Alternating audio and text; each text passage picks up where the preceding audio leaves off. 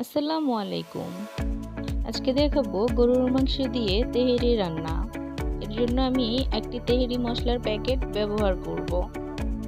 প্রথমেই আমি দিয়ে দিলাম সরিষার তেল। সরিষার তেলে দিয়ে দিলাম পেঁয়াজ কুচি।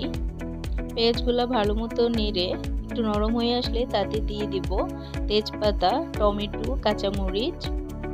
এরপর দিয়ে দেব আদা বাটা, রসুন বাটা। সব কিছু একসাথে ভালো মতো মিক্স করে নিব।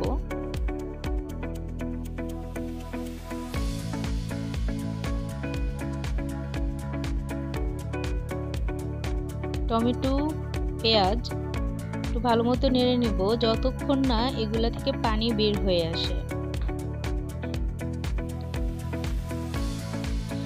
এ পর্যায়ে দিয়ে দিচ্ছি টক দই।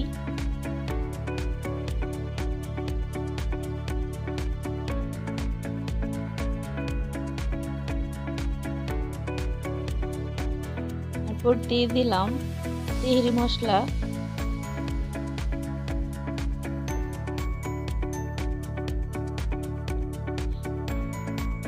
এখানে আলাদা করে আমি কোনো হলুদ বা মরিচ ব্যবহার করিনি।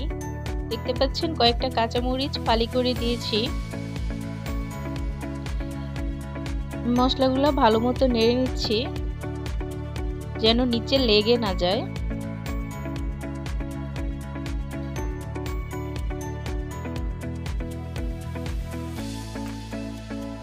দেখতে পাচ্ছেন মশলাটা কষে এরকম একটা কালার হয়ে যাওয়ার পর আমি তাতে সামান্য একটু পানি এড করে দিয়েছি আরো একটু কষিয়ে নেওয়ার জন্য।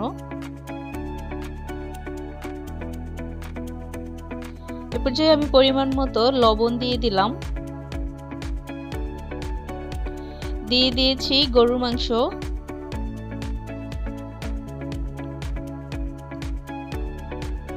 ভালো মতো কষিয়ে নিচ্ছি। আমি ততক্ষণ কষাবো যতক্ষণ না এই গরুর মাংস থেকে পানি বের হবে। দেখতে পাচ্ছেন কষানোর পরে অনেকটা পানি বের হয়ে এসেছে। আমি আবারও নেড়ে পানিটা শুকিয়ে নিচ্ছি। ঢাকনা দিয়ে দিলাম। ঢাকনা উঠিয়ে আবারও নেড়ে নিচ্ছি।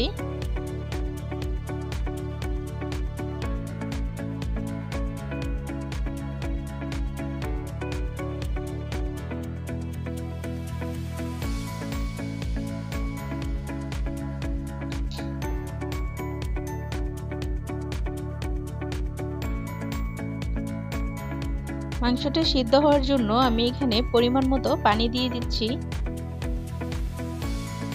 আমি মাংসের সাইজগুলো ছোট করে নিয়েছি, তাই সিদ্ধ হতেও দেরি হবে না।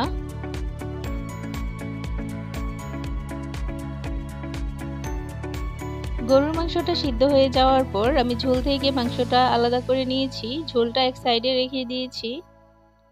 কিছুক্ষণ পর ঝোলটা কাজে লাগাবো। এখন আমি আরেকটা প্যানে সরিষার তেল দিয়ে যে চাউলটা দিয়ে